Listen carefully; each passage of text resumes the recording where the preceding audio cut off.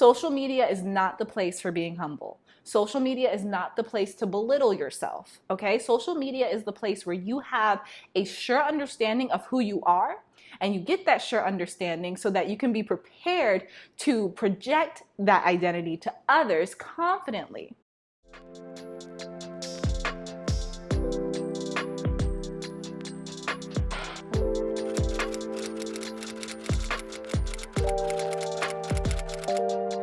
Hi guys. Did you see me? Did you see me? Yikes. Hi guys, welcome back to my channel. My name is Dominique Davis, also known as Brown and Bendy, and here on this channel we practice flexibility of the mind, the body, and the spirit. Today is our very first social media Monday, and I swear, if this doesn't get any views, I'm not doing this again. But you guys swore that you want a video on social media branding, so I'm bringing it to you. And of course, if you like it, I'll make more, but you gotta be for real. If you're new to this channel, please make sure that you are subscribed and that you click the notification bell so that you can be notified when I make new videos and so that you can join the Bendy Bunch and become a reality bender yourself. If you would like to also become a part of our community, get to know us on a deeper level, go ahead and join our Facebook group, the Manifestation Yoga Collective. I will put the name of the Facebook group somewhere on the screen, and I'll also put a link in the description box. And whatever you want to do, you want to type it in, you want to click it, whatever you want. It's your world. Just figure out how to get there so we can be friends. Okay, let's get to the video. 4 things that you need to know before starting your social media brand account. Very first thing you need to know is, who are you? Now, this is actually perfect that we're talking about this on this channel because we're going to talk about ego for a little bit. Ego thrives on social media, and this is not a bad thing. Social media is all about understanding your identity. Ego is identity, and learning how to project that onto social media in a positive way. Who do you identify as? Identity can be something so tribal, such as, I am a person of this ethnicity. My hair color is this color. I am this tall. This is my weight. Things that are external, but align with who you are as a person and your experiences. So who do you identify as in your normal, everyday life? After you understand this, then evaluate who your brand identifies as. What are your beliefs? What is important to you as an individual and as a brand? Because this is all going to be a part of what we start to project to our audience in the future. But we are still on brainstorming for now. For this video, we are going to use the example of a person who is a teacher who decides that they want to start a social media account to add value to the world.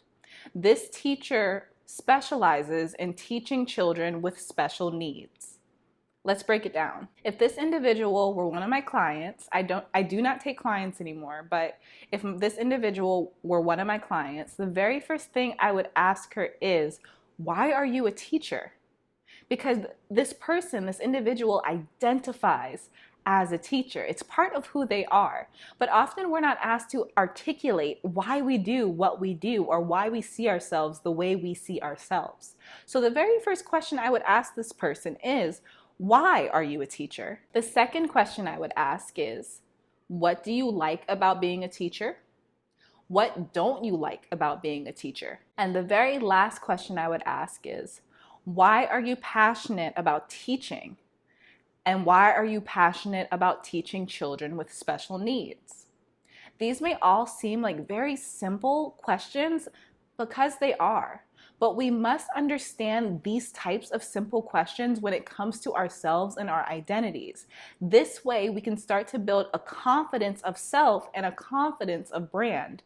Who are you is the very first question you need to ask yourself before beginning a brand and before launching a brand account. The second tip that you need to know before starting your brand account is knowing how you are going to turn who are you into value. I will say this every social media video, if I make more. I will say this every one. There is only one you, only one. And even if there are other people who do what you do, they will not do it like you because you have different experiences and your perspective is different. So there is an eternal value that you can give simply based off of being yourself. You do not have to be another person. You do not have to emulate another person. You do not have to try to be worthy of people's attention. Creating a successful social media account is not about attracting millions of people. To some people it may be. Let's address that right now. I have a genuine belief that the more vulnerable and the more genuine you are on your social media platforms, the more people connect to you and the easier it is to attract an audience. That being said, the size of the audience that you attract is going to be directly parallel to the audience that you subconsciously want. So if you say, I want 1 million followers, check in with your internal belief system and see if you really want 1 million followers. What do you think 1 million followers entails? What do you think the responsibility of 1 million followers is? And does that actually align with what you want for your life? Glad we got that out of the way. But back to the original point, there is no one like you. So no matter what, however you choose to give information, it's valuable.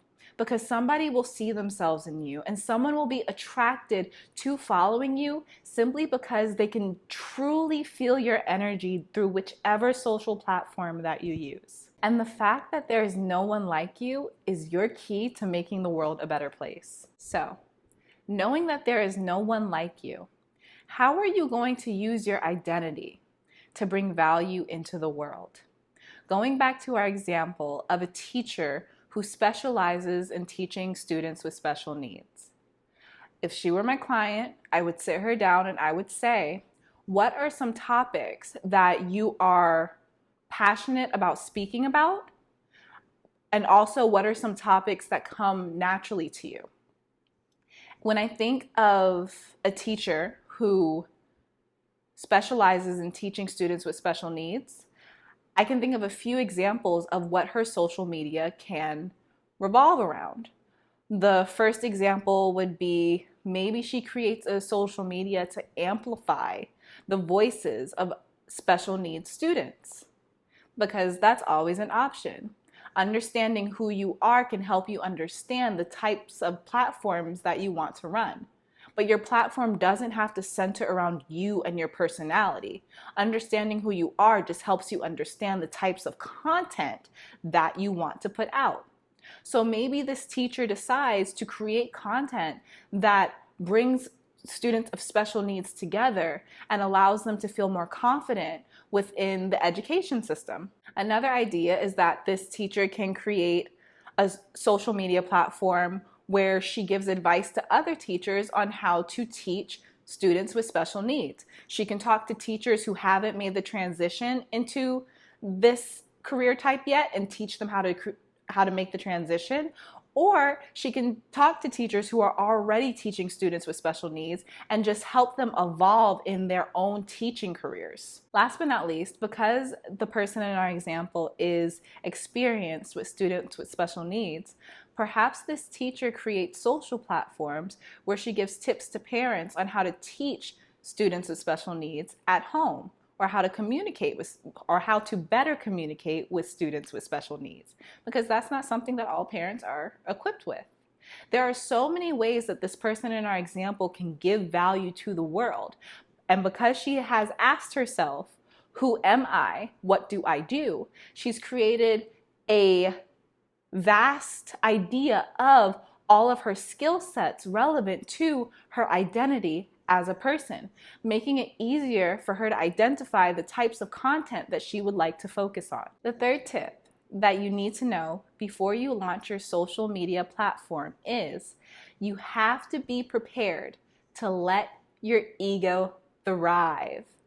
I have personally experienced clients, honestly, client after client after client. I don't think I've ever had a client who didn't have this problem. Huh. Wow.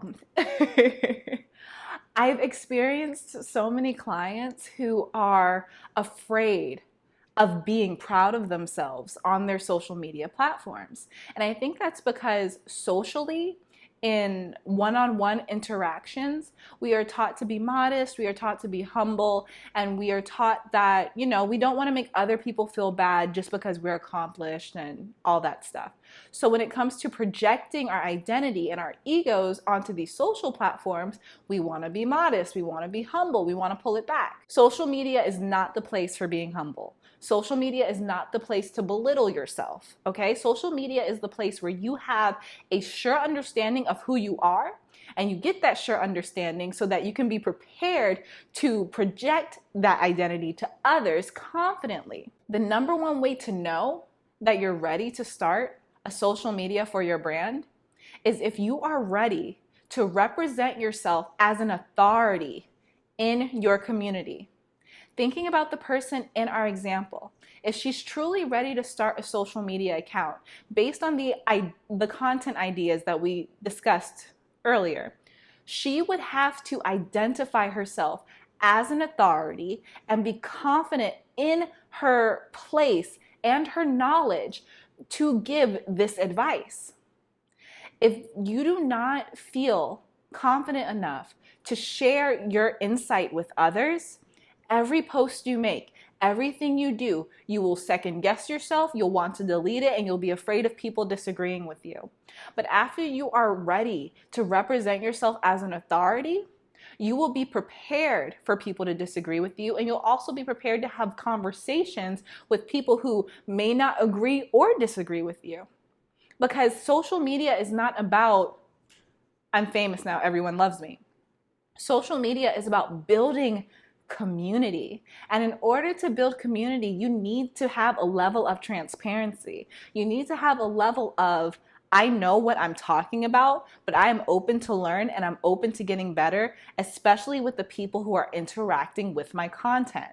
So you must be in a place where you are able to identify yourself as an authority. That does not mean you know everything, and that does not mean that you are not still learning. It simply means that you have taken time to learn about what you are teaching. You have receipts, And that brings me to my second point. If you are really invested in starting a social media brand, understand that this is for the long haul. You are not, okay. Another thing that I encountered a lot is that people would assume that if they hired a social media consultant, that their social media would be successful in a month. Sometimes they believed it would be shorter. And I am here to tell you that your social media grows alongside your business. They are not separate. Your social media is a leg of your business. So for as long as you have your business open, your social media will be running. So that being said, you're going to be creating content indefinitely. Wrap your mind around it. It does not end. It is a job. It is a job right alongside the business that you are running.